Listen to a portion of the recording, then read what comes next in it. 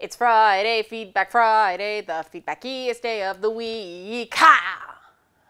And that's a song that gets stuck in people's heads all week sometimes, but that's why it's good. It's Feedback Friday, the day of the week we take stock and recap. And obviously the big news this week is how, well the Simone de Beauvoir video did. And to give you some sense, I mean, over 3,000 views in 3 days. Almost 300 likes, under 20 dislikes. That's pretty amazing for a video on YouTube about feminism. The comments were interesting, even the ones that disagreed were for the most part civil. Win all around, I think. And I'm very pleased about that because, man, French existentialism is not the easiest thing to parse, to explain in a video under half an hour in length. But I think we did pretty well. And I mean, my goal obviously was not to provide a philosophy lesson. It was to give you guys what I think the fundamentals are that you need to know for sort of an armchair water cooler conversation on this stuff. I'm just trying to give you the basics so you have some idea of the backbone of this thinking. And people seem to mostly get it. It's funny because the most contentious part of it turned out to be the Breaking Bad section about the reaction to Skylar White as opposed to the reaction to Walter White. And to the people that said that's not a video game, get back to video games, I take your point. I deviated away from video game examples because there has been such a habit of picking on games for like one segment of a game that might be thoughtless or the developers didn't think it through as to the messages they were sending. And I didn't want to single a particular game out for criticism because that's been done a lot. So, to give my example of sort of a sexist response in the media, I didn't want to pick on gamers. I wanted to use an example of a fan base that wasn't gamers.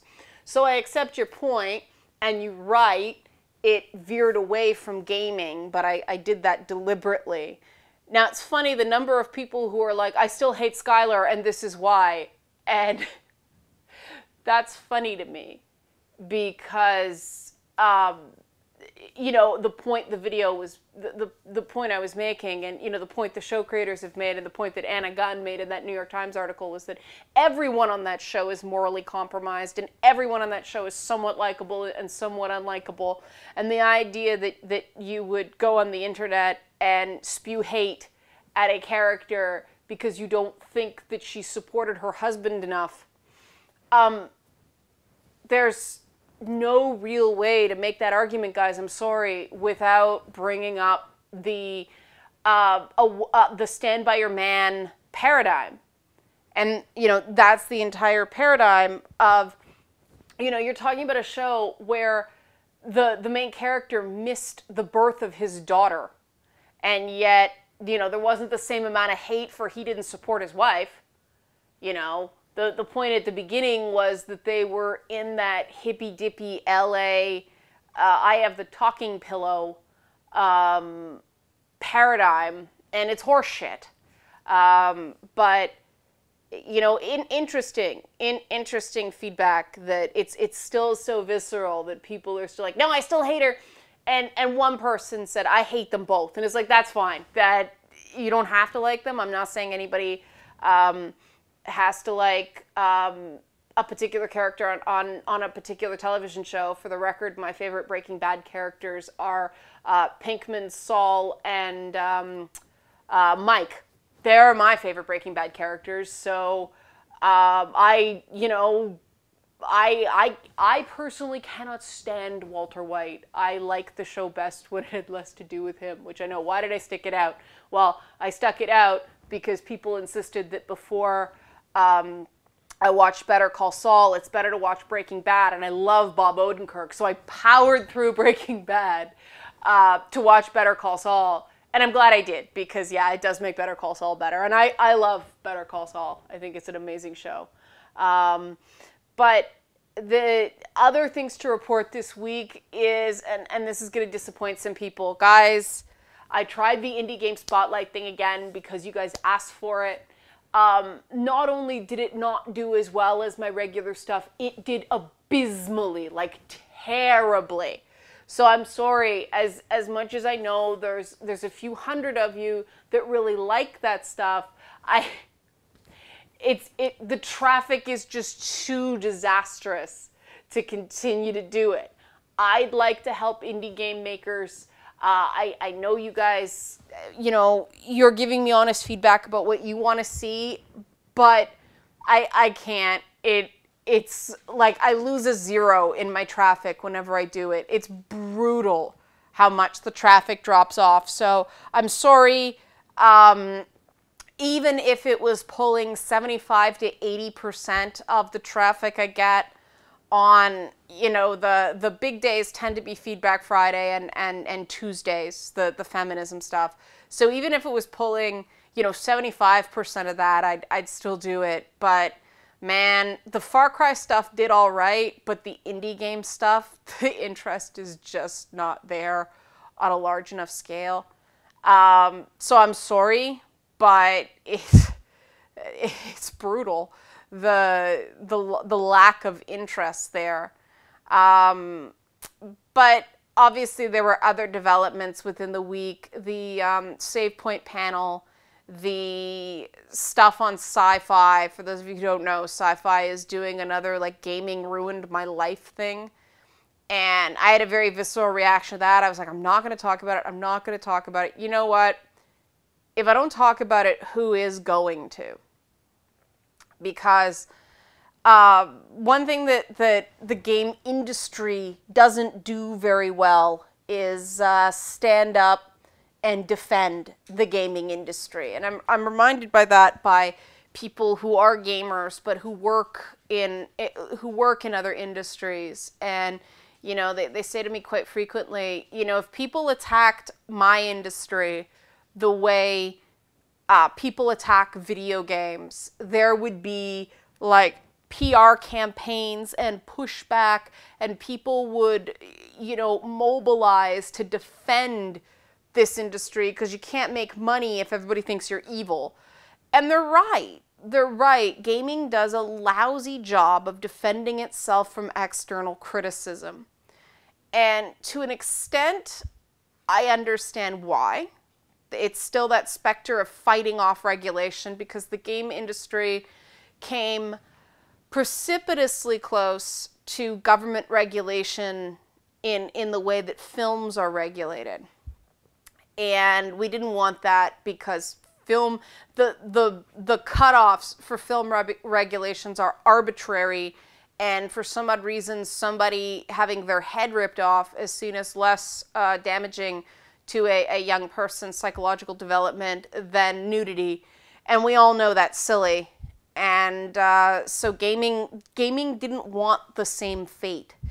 And so, a lot of there was a lot of legal and a lot of political wrangling that, stretched out the fight until we could get that decision that games are protected speech and therefore covered under the First Amendment in America and in Canada, because we're like America's hat when it comes to consumer markets. It goes America, Walmart, Canada in terms of sales numbers. We just use the same rating system as the US, and so that's not an issue. We're in a funny position up here because we're a huge producer of video games, but a relatively small consumer of video games, because our industry is outsized based on our population. So, video games are a massive Canadian export. We're very proud of them, and so there's less sort of aversion to video games among regular, urban people, because they employ people. And a video game studio doesn't just employ people in video games. Little cafes and, support businesses pop up around those studios. And so We like our video game studios here.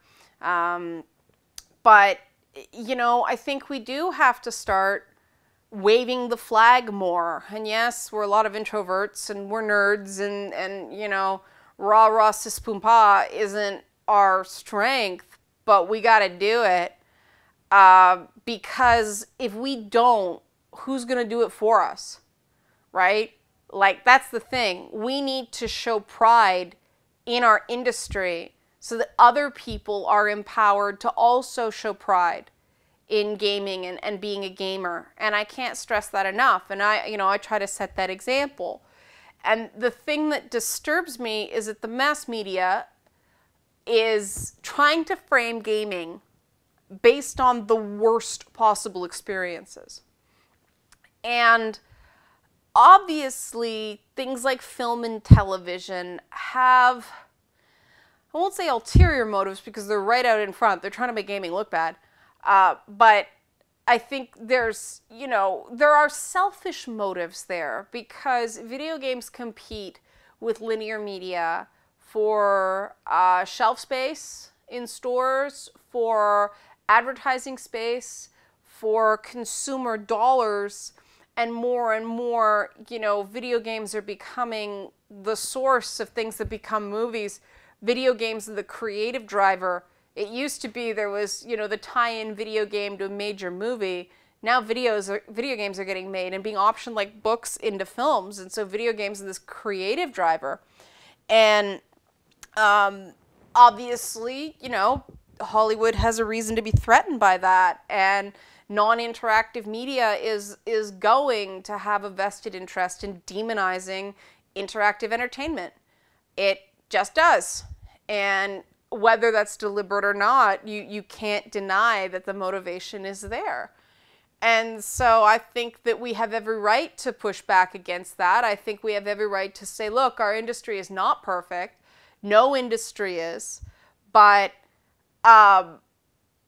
video games comparative, and you guys have got to remember, I've worked in TV. I've dabbled in film, but film is not a world I fit well in. My working style, I prefer collaborative environments where everybody plays their part and everybody works together and everybody is primarily interested in making the end product as good as it possibly can be. It's not trying to make a name for yourself or be better than your colleagues. And that's what I love about the video game industry is it is very collaborative. Film is very top down. Film is everybody, underneath the higher ups is trying to please the higher ups so they don't get screamed at or fired. And some people like that because there's less responsibility. They just sort of have to do what they're told. There's a lot of money in it. There's a lot of quick money in it. So people who want to do a couple jobs and then take a few months to surf and burn through the money, hey, film is great. But, for people who actually want to feel pride, a sense of inclusion in taking credit for the end result, I think, video games are far superior. And TV is kind of in the middle. There's definitely a hierarchy in television, but TV moves a lot faster than film does, and so you can't afford for your crew to walk. You can't just hire a new crew. It's not as simple in television. So I like TV better than film, but I like the climate in video games, and I don't think that's something I should dismiss just because it doesn't fit the narrative of these horror stories. And Ash Shao pointed out to me, Ash and Meredith did the dialogue options roundtable this week. And I think for the first one, it was amazing. I adore both those ladies. They're so smart and they care so much about creating a good product. So I just want to thank them again. They were great. And we all got up fairly early in the morning to do that because Ash is neck deep in primary season and Meredith's on a very busy schedule. And of course, I got my fingers in a million things, so, finding a time that worked for all three of us was difficult, but we got it done, and I thought it was really great content. And we all have cats that all photobombed our frame at some point, which was hilarious. But it was Ash that basically said, my experiences don't fit the narrative. And so they don't get the attention that Brianna Wu or Anita Sarkeesian or somebody like that does. And she's right, but my thought is, you know, why the hell not? Why isn't my experience in video games as someone who enjoys a lot of elements of gaming more than other forms of media? Why does that count for less than these stories of victimization and woe? And it's because the narrative is sort of set that gaming is a bad place for women, and I think we have to question that. And I question that assertion as somebody who has been critical of certain elements of the video game industry, how trade shows are run, how certain games, and I don't even come at it from the perspective of this character is bad or this story is bad. It's how do your systems encourage the player to think about people who are different? That is what, you know, my big concern is. Because let's face it, a gameplay system is more powerful than a narrative or a character design, right? It doesn't matter how big a character's boobs are if they're depicted as somebody you need to listen to and someone you need to respect. And you know, in order to advance in the game, you have to treat them a certain way. You know, why would we complain about the way a woman looks if the game is encouraging you to treat them with equality and respect? I don't know. I mean, I do know, I just disagree. A bunch of us are taking the same source theories and reassembling them into very different Lego sets. And that's why I started doing my series. So people can, there's a record, like what I'm trying to do is there's a record now of these theories and how I apply them to gaming. Like, yes, it is Simone de Beauvoir, but my applications of video games are my own. That's what I'm trying to do.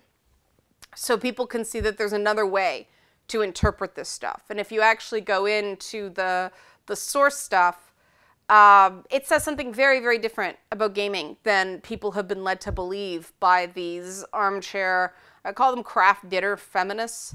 And why do I call them craft dinner feminists? Well, some people, up in Canada, we just call craft dinner, because it ain't macaroni and cheese. And every time I hear an American call it craft dinner, macaroni and cheese, we're like, that ain't macaroni and cheese, that is craft dinner. And it's the same thing, like, they've got their thing, but it's craft dinner to feminism's macaroni and cheese. Like, what did that, you know, they finally took the artificial colors out of craft dinner, or finally replaced them with actual spices. But, you know, that alien orange color, that ain't cheese. And so I want people to be aware of the real stuff. And if they continue to prefer the craft dinner version, I guess with enough ketchup, it's okay. But, you know, I want people to be aware that, no, the undiluted stuff is very, very different. And so, yeah, I will be critical of some games. I will be critical of games when they screw up. Because I think we have to keep each other honest. But saying you didn't like the way a particular game did a particular thing does not mean you think the entire industry is rotten. And I will fight tooth and nail for the gaming industry. I moved into it from television by choice. And I think that gives me a perspective that some other critics lack because they haven't worked in other forms of media. They haven't seen what it's like to be an employee or to be a contractor in other fields. And so they don't have that perspective of, look, you think this is bad? Wow, it can be a lot worse. And what the video game industry does well is, first of all, you can't advance without stepping on other people's necks. If you have a good idea, gaming is still an environment where good ideas, you know, can get made and they can move forward, and studios are interested in retention now. Which is a very important thing in the entertainment industry. Television networks and and film studios are not interested in retention except for the, you know, the absolute big people. Video game studios are. And so, I mean, that employee retention is critical. They want to keep people happy. And, you know, if you haven't worked in an industry that doesn't have that, you don't realize how precious it is when you do have it. And, I mean, the other thing video games have is this willingness to confront this stuff. And this is the thing that really pisses me off, because this is the fighting, which is interpreted by other forms of media to be, oh, it means it's a terrible place. No, it means it's a good place, because we're willing to have these fights. People care enough to have these fights. And the fact that we are debating this stuff means that movement happens. Now, movement has slowed down based on some of these, you know, activist voices in gaming right now, because everybody's freaking scared. Everybody's just waiting for it to calm down so we can go back to work. And I think that's misguided. It's not going to calm down. This activist bent in gaming is only going to be dealt with if we deal with it. The only way we can deal with it is facts and solid information. We can't placate it, and we can't wait for it to go away. But, you know, video games started addressing its race issue and its gender issues before comic books did, before Hollywood did, and I think we deserve to pat ourselves in the back for that, because comic books and TV and film have been around a lot longer.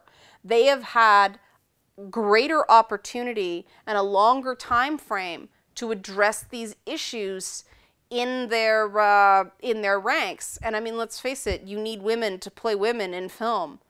In video games, you just, you know, allegedly you just need the voice actress, but the behind the scenes people, the number of women behind the scenes in video games is higher. Last I checked, the numbers could have changed, but, you know, higher than in film. And it's still low, but I mean, it's 12% instead of 4%.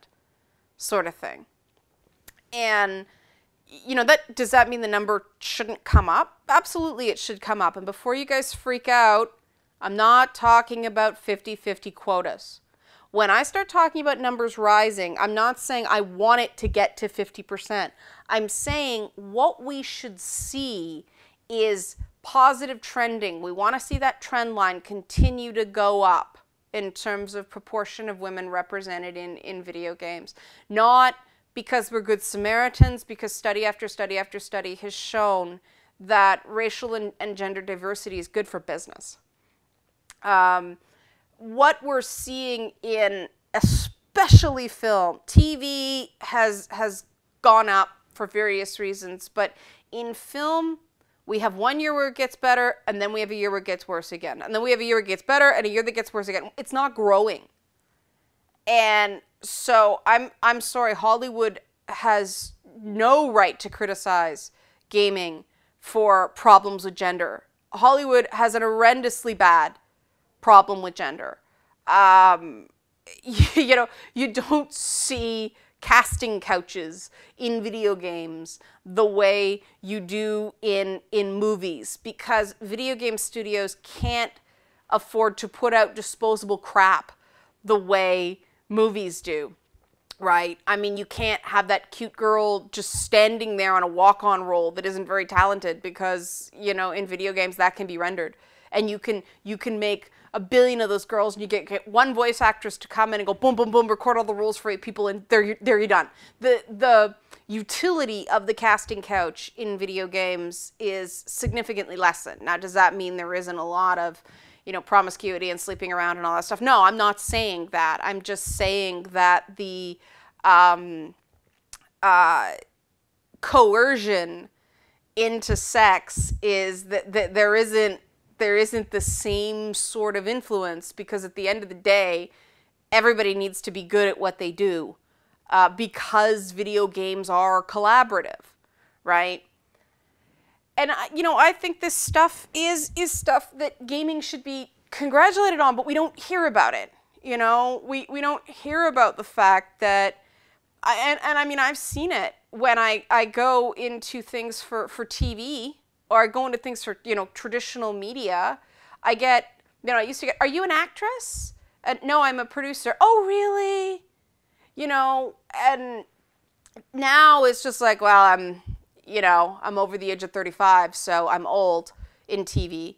Whereas in video games, it's, there is an assumed respect when you talk to a developer, and they might start off by going, okay, to start the game, press start, because they just had somebody from a local news service who didn't know squat about games. But the minute they realize you know what you're talking about, they will speak to you with respect. They might get a little tongue-tied because there are still those developers who are not the most socially comfortable people, but that's not disrespect, right?